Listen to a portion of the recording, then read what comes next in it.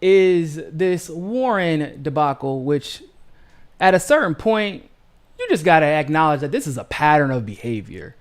That you have to acknowledge that this is intentional, because Warren just cannot stop lying. Like, she just can't. It's at this point, it's like a reflex for her. She's just like, you know what?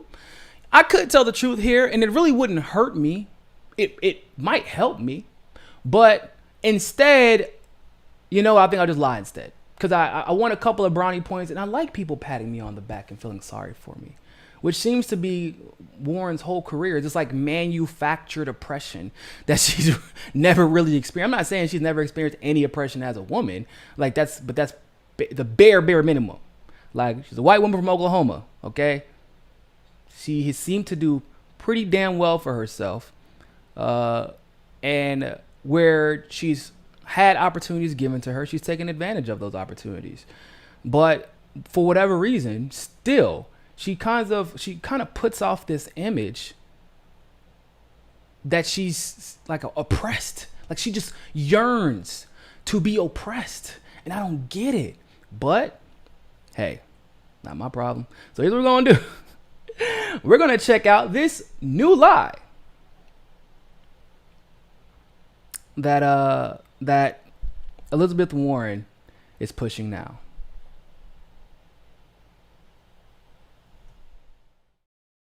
Massachusetts Senator Elizabeth Warren has been caught making things up again about her past, this time by the enterprising Tommy Christopher over at Mediaite. Warren frequently makes reference on the campaign trail and in public to an alleged incident where she was dismissed as a teacher for being visibly pregnant. Let's take a listen.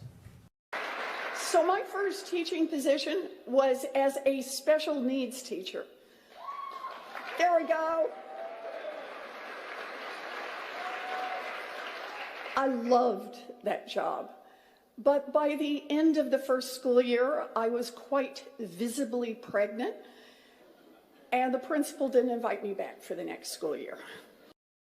The problem, as with many things about Elizabeth Warren, is that is a version of events meant to tug at the heartstrings is not what she was saying back in 2007. During an interview with then For Conversations with History, Warren says she decided to abandon her calling as a teacher because she lacked the proper credentials to qualify for a permanent position. Listen in her own words. It was in a public school system, but I worked with the children with disabilities. And I did that for a year. And then that summer, I actually didn't have the education courses, so I was on an emergency certificate, it was called. And I went back to graduate school and took a couple of courses in education and said, I don't think this is going to work out for me. There it is, plain as day. Some of Warren's defenders said it wasn't technically a lie because pregnancy may still have been one of the reasons she was dismissed. It's hard to find credulity in that idea, however, given that she said very clearly she left of her own accord and wasn't pressured out. Look, I know... Yeah. Okay, so what we're going to do is Mediaite. So let's check out the article that Sager was referring to. Not all of it, but I want to read the important part. So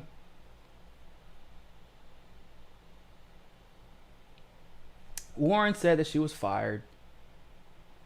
That wasn't really the case, as you heard from her own words.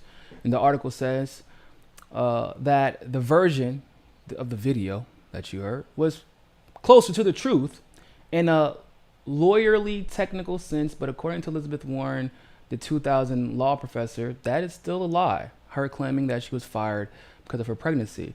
Warren is absolutely right that women in the early 70s were subjected to pregnancy discrimination, which was legal then, and persists now even, that laws in practice.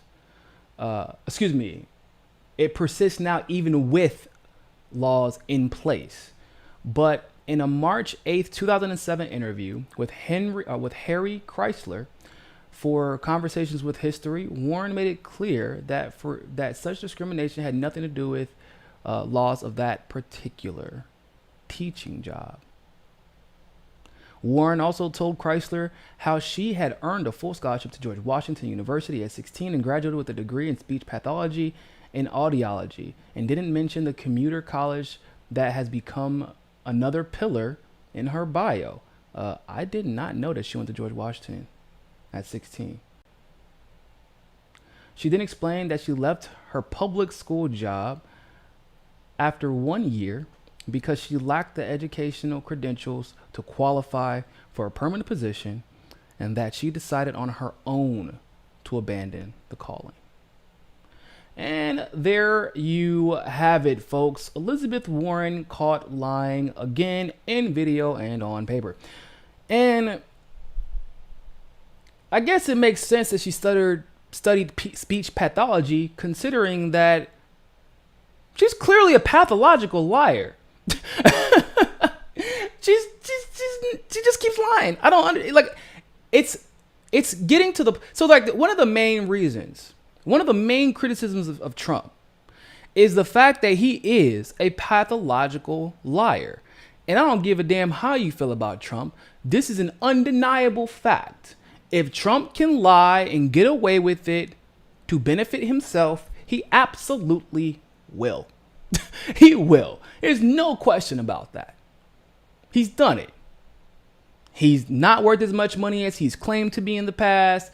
Like, he lied about Venezuela. He's lied about Syria, then kind of told the truth about Syria, then lied about Syria again. He lied about Iran several times. Like, the man's a liar. Now, with that being said, the Democrats use that fact as one of the pillars as why he cannot be trusted and why he should be ousted from the White House and why Democrats should vote for a Democrat. Freudian slip. A Democrat rather than Trump. Here's the problem with that.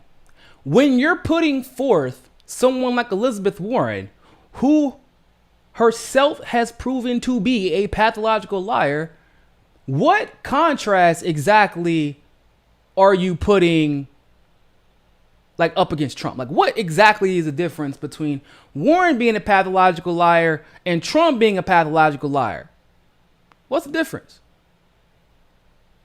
Isn't one of the main things that people talk about with Trump not only what he lies about right now, but also how he lies about a lot of his past? Like, he lies about some of his struggle. He lies about how he treated certain people, et cetera, et cetera, et cetera. Like, he tries to victimize himself a lot in an effort, really in a self-aggrandizing effort. Like, oh, look at all the things that I've conquered to get here. Small loan from my billionaire father that I turned into $2 million.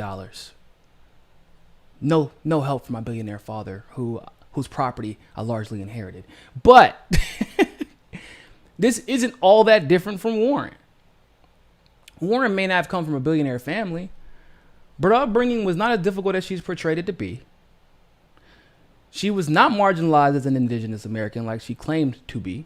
She actually benefited largely because she didn't have to deal with any of the plight of the indigenous community, and yet she has tangibly benefited from it. Harvard literally was very clear. They were very, she was Native American. We needed Native Americans to fill our quota, and she was also a woman. Bada bing, bada boom. So, like, once again, what exactly is the contrast here? The reason I'm asking this is because I'm an independent, right? I'm just a YouTuber,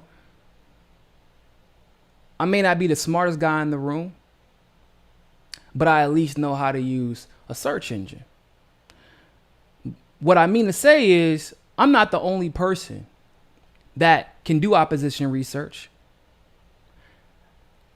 And when we're talking about the general election and a Republican Party who utterly despises Warren and a president, Trump, who has Warren's number on just about every single issue, How hard is it, or how hard will it be for Trump to get opposition research on Warren? Because right now, you're really seeing the surface being scratched, I imagine, on a lot of the lies that Warren has told. So when Warren becomes the only thing standing in the way of Donald Trump's second term, but also the second term or the re-election of many legislators, governors, representatives across the nation, how long do you think it will take the GOP to figure out, you know what? She's basically lied on everything and about everything.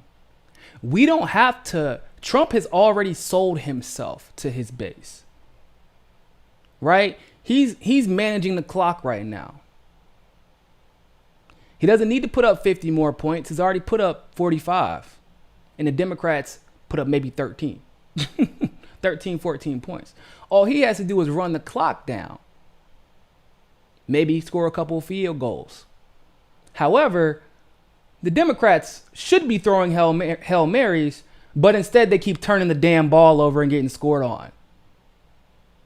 So all the GOP has to do is expose the fact that Warren, I thought that the whole thing was Warren's honest, or the Democrats are honest and Trump's a liar. But why'd you put up a liar against a liar and say that you should vote for this liar instead of this liar just because they have the D by your name?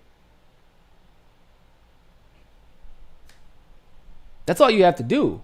And then Warren becomes an easy target.